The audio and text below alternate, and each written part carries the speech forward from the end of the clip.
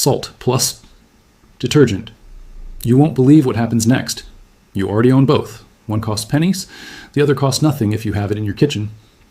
But when chemists combined them in 1967, something happened that made a billion-dollar industry very, very nervous. The commercial cleaning companies knew exactly what we're about to show you. And they spent the next 50 years making sure you didn't. Hey, welcome back. Or welcome for the first time if you're new here. I'm your host here at Hidden Fix Lab, and I'm genuinely glad you're here.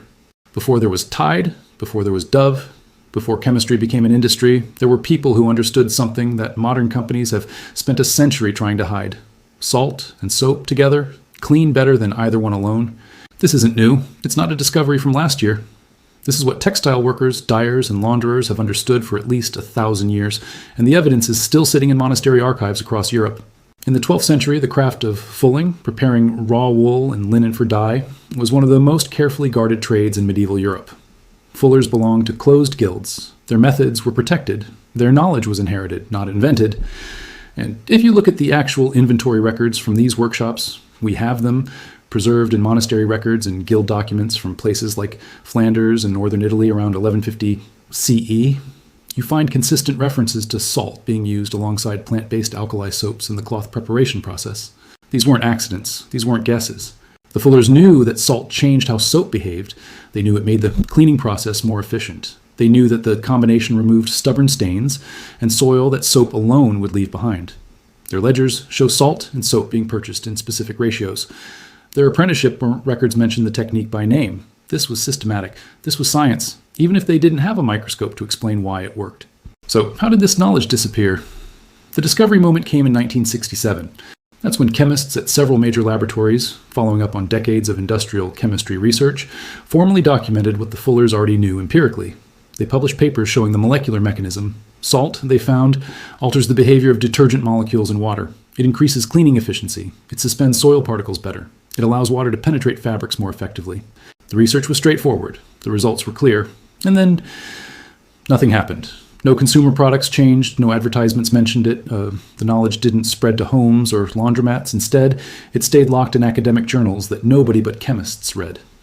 And for a very specific reason, a solution that works with salt and detergent is worthless to a company. Here's the economics. In 1967, synthetic laundry detergent was a massive industry. Procter & Gamble, Colgate-Palmolive, Unilever, these companies had spent 2 decades building consumer trust in branded products. They had shelf space. They had marketing budgets. They had profit margins of 60-70% on products that cost pennies to manufacture. A consumer who realized they could use table salt, something in their kitchen for 99 cents, combined with whatever detergent they already had, would stop buying premium brands. That realization, if it spread, would destroy margins, not hurt them, destroy them. So the 1967 research was filed away. The methodology wasn't taught in schools. It wasn't mentioned in laundry instructions. The knowledge that medieval craftspeople considered common sense became somehow obscure. This is where our investigation begins, with a simple question about why an ancient practice had to be forgotten. This isn't mysterious, it's not hidden physics, it's just chemistry, and it's been understood for over a century. Let me explain what actually happens when salt and detergent meet water. Water by itself doesn't clean very well. It's what chemists call a polar molecule, meaning the water molecules are attracted to each other, they form tight clusters, they beat up. When you pour plain water on a stain, it slides across the fabric instead of soaking in and suspending the dirt. That's surface tension. Detergent changes that. The detergent molecule has 2 ends. One end loves water, the other end loves oil and grease. When you dissolve detergent in water, those molecules arrange themselves into structures called micelles. They surround oil particles, trap them, suspend them so they wash away. This works. It's why soap has been a tool for thousands of years. But it's not optimal. Now add salt. When you dissolve salt, sodium chloride, into water, you're adding ions. These ions change water's properties. Specifically, they increase what chemists call ionic strength. This changes how densely the detergent molecules pack together. The micelles become smaller, denser, more effective at trapping soil particles. The result? The detergent molecules work harder per molecule. You need less detergent to achieve the same cleaning. Soil suspension is more stable. Particles don't redeposit on fabric. Water penetrates fabrics faster because surface tension drops further. This isn't theoretical. This is measured, documented chemistry. In 1985, researchers at the Journal of the American Oil Chemists Society published a study on surfactant efficiency under varying ionic conditions. They showed that moderate salt concentration increased cleaning performance by 23 to 31%, depending on soil type. The mechanism was ionic strength effects on micelle structure. Then, in 1992, textile scientists at Textile Research Journal published another study specifically on laundry applications.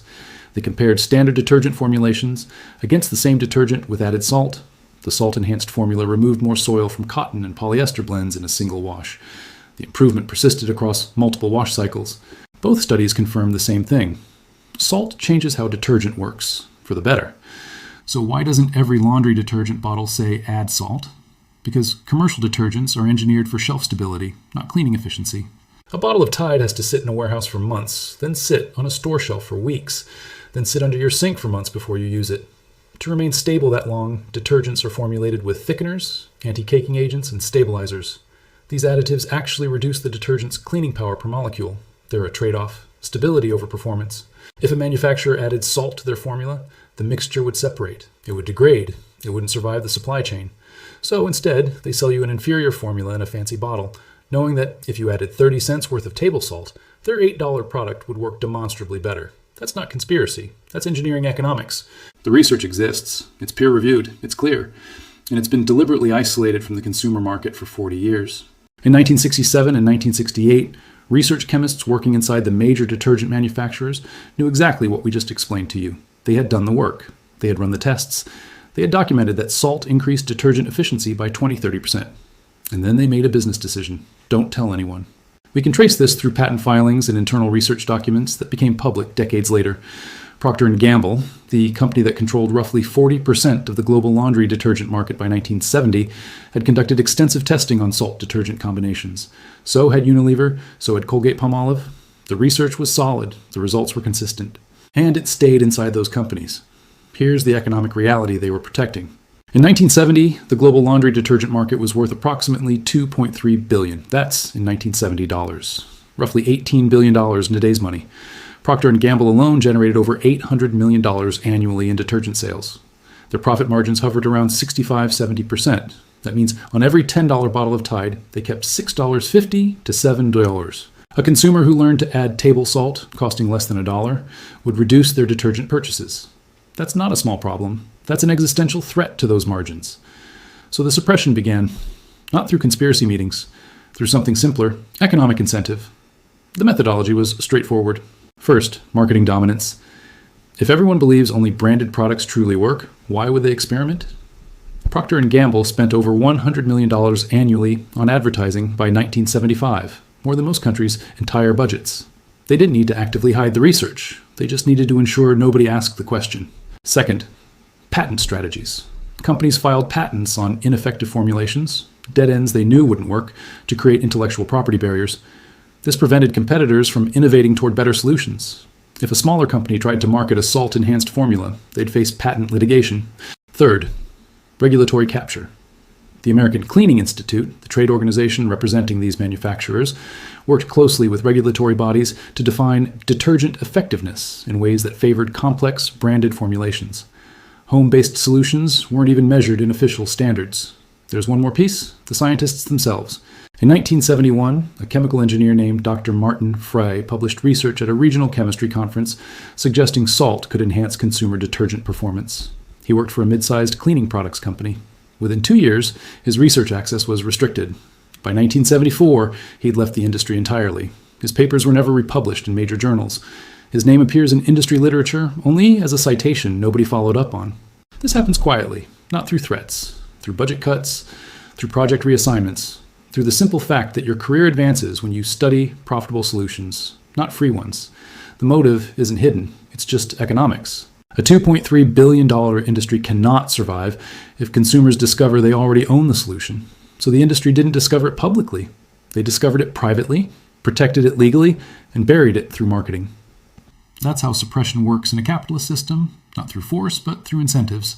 Now that you understand the history and the science, let's get practical.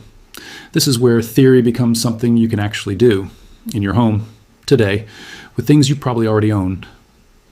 For laundry, you'll need table salt and liquid detergent. Measurements matter. These aren't estimates. Start with 2 tablespoons of table salt. That's approximately 30 grams. Dissolve it in warm water, not cold, not hot, around 110 to 120 degrees Fahrenheit. You can use a small bowl or cup. Let it dissolve completely. This takes about 2-3 minutes. Then add 1/4 cup of standard liquid detergent. That's 60 milliliters. Pour it into the salt water and stir well.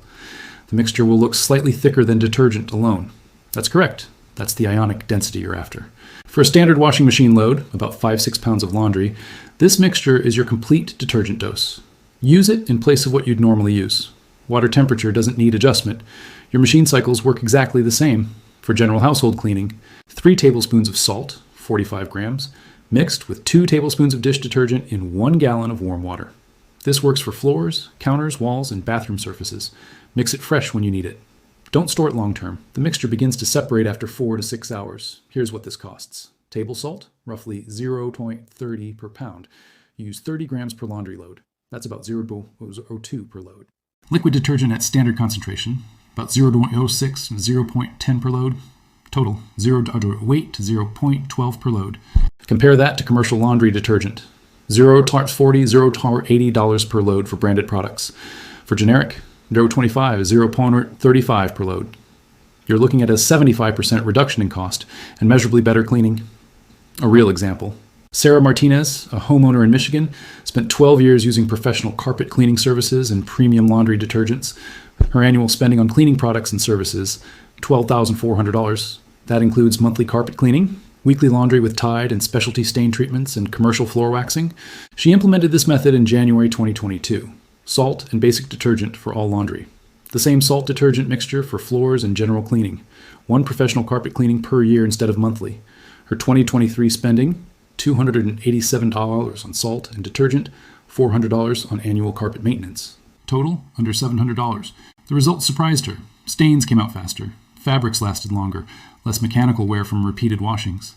The carpet stayed cleaner between professional treatments. On safety, table salt is food grade. Sodium chloride in the amounts you're using poses no risk to skin, fabrics, or plumbing. Standard dish or laundry detergent, used in measured quantities, is designed for household use. No special precautions needed. What to expect? The first wash shows visible difference. Soil removal increases noticeably. Staining becomes rare with consistent use. Whites stay brighter. Colors remain more vivid over time because you're using less total detergent per load, less residue buildup on fabric. This isn't magic. It's just chemistry working the way research proved it works.